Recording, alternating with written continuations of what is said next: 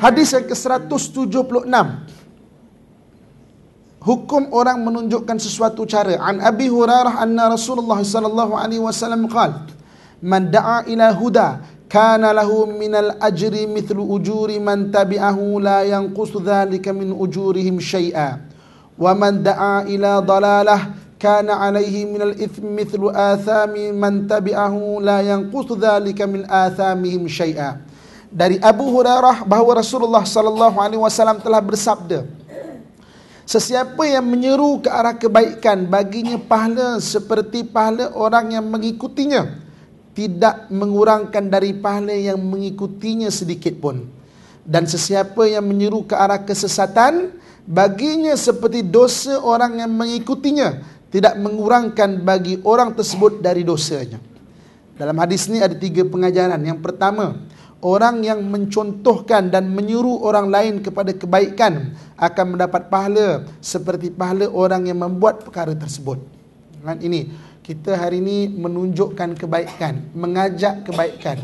Katakan hari ini ibu akak-akak sekalian, kita dah datang di kelas Bukit Jelutong ini, alhamdulillah. Kita ajak kawan kita, jomlah.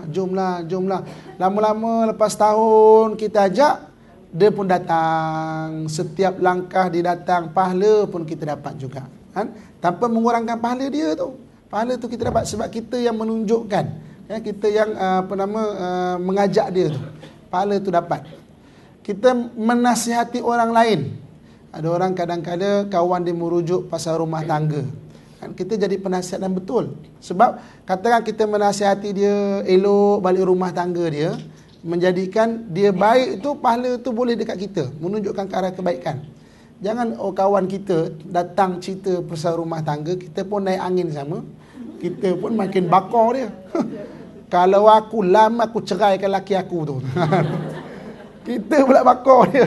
Jangan bagi nasihat yang baik.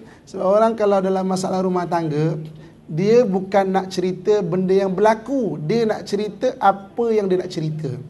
Ini kan kita tengok kan. Kalau bergaduh rumah tangga, dia nak cerita apa yang dia nak cerita, bukan dia cerita apa yang berlaku. Itu dah cerita sebahagian. Kita pun kembang-kembang hidung, kita pula naik angin ada kan. Tunjukkan benda yang baik. Kalau kita tunjukkan dia, semakin dia jadi baik, pahala tu boleh kat kita, kan? So menunjukkan benda baik. Kita mengajak orang benda baik. Paling mudah apa? Fatihah kan. Kita ada anak kecil, kita ada cucu. Jangan biarkan cikgu dia ajar Fatihah, rugi, kita rugi. Sebab Fatihah tu benda senang. Kita pun kata sini. Ni mak nak ajar Fatihah. Kalau boleh mak belikan mainan, contoh kan.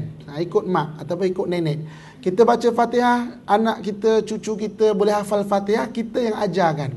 Selagi mana dia baca Fatihah, selagi itu pahala boleh kat kita. Jangan bagi guru dia bagi yang mengajar yang hebat-hebat kan. Ini benda-benda kecil. Ajar solat kan, biar kita ajar. Ni mak nak ajar sembahyang ni. Mak nak ajar, kita ada anak kecil, kita ada mungkin cucu, kita ajar solat tu biar kita ajar. Selagi mana dia merebahkan dahi ke lantai, selagi tu pahala boleh kat kita. Sebab kita yang ajarkan, kita yang mengajar benda baik, mengajak benda baik. Tanpa mengurangkan pahala dia. Ini kan kira perancangan akhirat yang bagus. Yang kedua, orang yang mencontohkan dan menyuruh orang lain kepada kejahatan akan mendapat dosa seperti dosa orang yang membuat perkara tersebut. Ini menunjukkan sebaliknya pula. Dia tunjuk benda buruk, orang ikut benda buruk itu. Dosa tu boleh dekat dia, kan? Boleh dekat dia dan tanpa mengurangkan dosa orang itu. Dosa syubhat, bukan dosa orang tu. Dosa syubhat tu dapat dekat dia. Katakanlah kita pernah bagi tunjukkan orang benda tak baik, kita dah jadi baik, orang tu masih buat benda tak baik itu, maka selalulah minta ampun pada Allah. Ya Allah, ampunlah Tuhan, dulu jahil, dulu tak tahu kan. Kita tunjukkan ilmu yang tak bagus pada dia, contoh yang tak bagus, maka kita dah bagus tapi dia tu masih lagi buat benda tak baik, minta ampun Allah Subhanahu Wa Taala. Allah tu Maha Pengampun, kan? Allah tu Maha Pengasih. Allah tahu dulu kita tu lemah, kita tak tahu, kan? So jadi dengan kelemahan kita itu kita tersilap, kan? Tu minta ampun Allah Subhanahu Wa Taala. Dan pengajaran yang hadis yang ketiga ini, dosa ini adalah dosanya sendiri, iaitu dosa menyuruh keburukan, bukan dosa orang lain yang ditanggungnya. Kita tak tanggung dosa orang lain. Allah sebut dalam Quran, wala taziru waziratu wizra ukhra. Kita seorang itu tidak menanggung dosa orang lain. Apa yang ditanggung adalah dosa mengajar itu, kan? Dosa menyeru keburukan itu. Itu yang ditanggungnya. Dia bukan mengajak dosa orang itu, bukan menanggung dosa orang itu. Seorang tidak menanggung dosa orang lain. Kan? Seorang itu menanggung dosa sendiri saja. Nah, sebab itu belajar hadis ini, akhir sekali kita buatkan satu kesimpulan bahawa apa yang kita buat hendaklah selalu kita taubat, ucapkan istighfar, bertaubat kepada Allah Subhanahu Wa Taala. Sebab manusia tak lari daripada buat kesilapan. Manusia ni dah nama pun manusia. Dalam tahiyat duduk antara dua sujud ada 8 doa yang kita minta, kan? Rabbighfirli warhamni wajburni warfa'ni warzuqni wahdini wa'afini wa'fu anni. Yang pertama, Rabbighfirli, ampunkan aku ya Allah.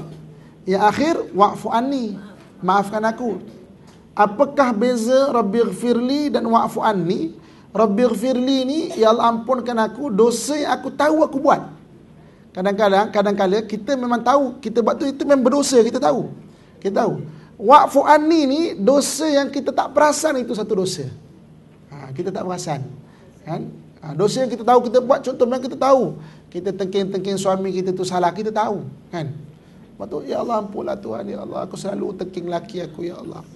Suami kata, mama ambilkan kain mah, abang sibuk je lah, orang tengah doa ni kacau je lah. Ya Allah, gagal lagi aku, ya Allah. Kita tahu kita dosa, kan? Ada orang kadang-kadang memang dia lawan suami dia dan dia tahu itu dosa, dia tahu dia lawan suami dia tahu itu dosa. Alhamdulillah ada kesedaran, kan? Wa'fu anni, maaf benda yang kita tak perasan kita dosa. Kadang-kadang tak perasan. Kita bergurau dengan suami kita rasa terhina ataupun dia rasa dia diaibkan. Ada juga kadang-kadang kita bergurau je, kan? Kadang-kadang dia cakap kat suami dia, kan? Bergurau je, tapi memang tak patutlah, kan? Suami ni baguslah, ada dengar kuliah kat masjid pun tajuk dia berbuat baik kepada isteri, kan? Dia pun balik daripada isyak telefon, dia Assalamualaikum, kan? Kat rumah masak apa, kan? Dah hidang ke? Dah ni tengah mencekik je ni, aku baru dengar kuliah berbuat baik dengan isteri. Kita mungkin bergurau, tapi suami terasa, kan? Suami alah, maklumlah dah sama-sama berumur, kan? Orang berumur ni kan mudah terasa, kan? Dah sama-sama berumur, masing-masing terasa. Wa'fu anni, maafkan aku ya Allah. So yang terbaik adalah kita sentiasa minta ampun, minta maaf kepada Allah Subhanahu Wa Taala daripada dosa-dosa yang kita buat, sama ada kita sedar ataupun kita tak sedar.